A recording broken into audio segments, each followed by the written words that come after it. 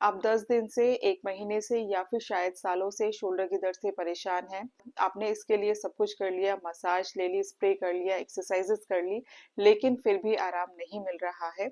आपकी ऐसी शिकायत सुनने पर यदि मैं आपको बोलूं कि आपका शोल्डर पेन शोल्डर की प्रॉब्लम है ही नहीं, यानी आप गलत जगह ट्रीटमेंट ले रहे हैं, तो फिर आपके लिए ये जानना जरूरी है कि असल में दर्द का कारण क्या है, बार बार आपको ये दर्द क्यों होता है। तो चलिए बात करते हैं इसी विषय के बारे में।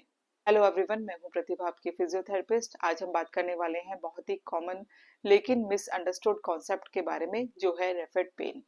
रेफेड पेन का मतलब होता है कि आपको दर्द कहीं और महसूस हो रहा है, लेकिन असल में प्रॉब्लम कहीं और है। जैसे कभी कभी नेक की प्रॉब्लम शोल्डर में पेन देने लगती है, या फिर अपर बैक स्टिफनेस आपके आर्म्स में हैप्पीनेस दे सकती है।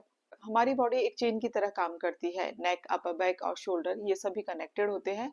जब एक एरिया में स्टिफनेस और वीकनेस होती है तो दूसरे एरिया में लोड शिफ्ट हो जाता है, और लोड बढ़ने पर हमारी बॉडी पेन के थ्रू ये वार्निंग साइन देती है कि आपको अपनी बॉडी को अटेंशन देने की जरूरत है, कहीं पर कुछ प्रॉब्लम है। इसका कॉन्सेप्ट ठीक वैसे ही है जैसे कि आपकी कार की चेक इंजन लाइट जल रही है। लाइट खुद खराब नहीं है, लेकिन आपको वार्निंग दे रही है कि कार में कुछ खराबी है। ठीक वैसे ही कंधे में भी दर्द हो सकता है, लेकिन इसकी असली समस्या नेक, अपर बैक या फिर कंधे के अराउंड जो भी मांसपेशियां है उनमें हो सकती है। तो कुछ ऐसे टेस्ट है जिसके द्वारा आप खुद से ये जान सकते हैं कि असल में कहाँ प्रॉब्लम है। पहला है नेक चेक। इसमें साइड में नेक को बेंड करो। अगर पेन शोल्डर में शूट करता है, बढ़ जाता है, तो समझिए कि नेक इसमें इन्वॉल्व है। दर्द का कारण नेक मसल टाइटनेस है। मसल टाइट होने से नर्व पर प्रेशर पड़ता है, जिससे दर्द फिर कंधे में आने लगता है। दूसरा टेस्ट है पोस्चर करेक्शन। इसमें सीधा बैठो, चेस्ट ओपन करो। अगर पेन कम होता है तो इसका मतलब अपर बैक स्टिफनेस है। अपर बैक नॉर्मली लचीला होना चाहिए, लेकिन सिटिंग लाइफस्टाइल की वजह से पोस्चर खराब हो जाता है और मांसपेशियां स्टिफ यानी टाइट हो जाती हैं। इसमें भी कंधे में दर्द आता है। तीसरा टेस्ट है स्कैपुलर एक्टिवेशन। इसमें शोल्डर ब्लेड को पीछे की ओर स्क्वीज करो। अगर आराम मिलता है तो इसका मतलब है कि शोल्डर ब्लेड ठीक से मूव नहीं कर रहा है, पूरा जॉइंट गलत तरीके से काम कर रहा है।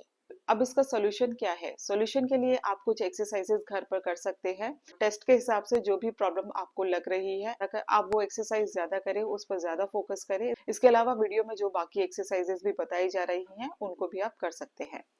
पहली एक्सरसाइज है चिन टक।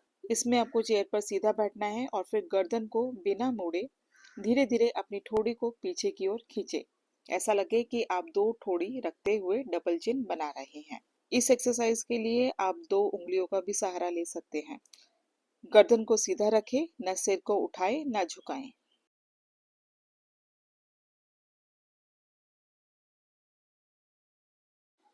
इस पोजीशन को 5 सेकंड तक होल्ड करें। ब्रीदिंग को नॉर्मल रखें।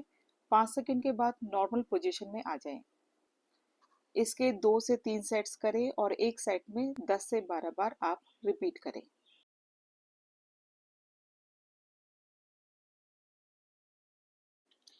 नेक्स्ट एक्सरसाइज में चेयर पर बैठ जाएं और हाथों को सिर के पीछे लगाएं। अब हाथों को पीछे ले जाते हुए धीरे धीरे पीठ को भी पीछे की ओर लेकर जाएं।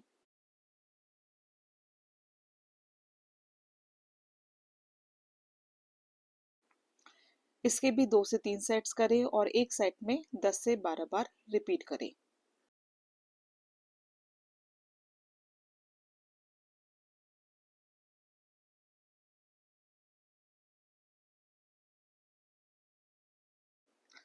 अगली एक्सरसाइज है स्कैपुलर रिट्रैक्शन। इसमें भी सीधा बैठें। इसमें हाथों को सिर के पीछे रखने की बजाय ऐसे चेस्ट के सामने रखें और फिर हाथों को पीछे ले जाते हुए शोल्डर ब्लेड को पीछे की ओर स्क्वीज करें। 3 से 5 सेकंड होल्ड करें और फिर रिलैक्स हो जाएं। इसके भी 2 से 3 सेट्स करें और एक सेट में 10 से 12 बार दोहराएं।